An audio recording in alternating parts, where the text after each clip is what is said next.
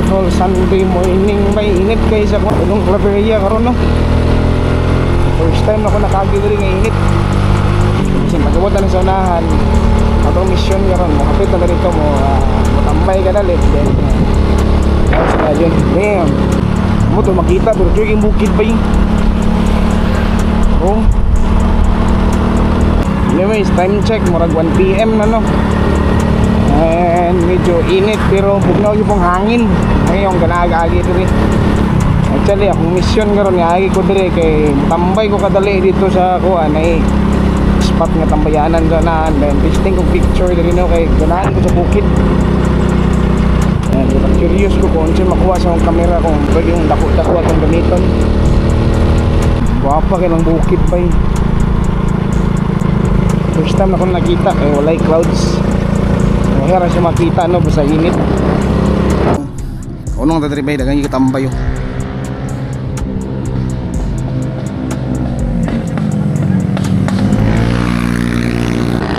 Wala ko sa akong tambayanan dayon na Bibo itong tambayanan no.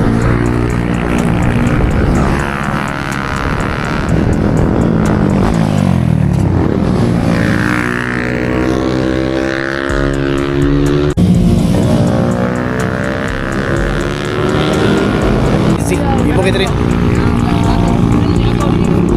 Dili na sampot ni mo ba? Wah, sipat na ko. Pao. Lala. Alright, so baling sa kuan bay Dragon Tail. Check na to dito kung maka-plastar ba ta kay. Lugi na ko gusto maka-picture dito no. Naka-picture na ko sa bukid. Ipay na ko. Wala lang. Anyways. Right. Murag isa kuan na ta. Pixie na ta. Unahan lang kumay. Bibo kay karon nga Sunday way. First time mo karon nga nakaagi nga nani ka bibo dagan riders ba.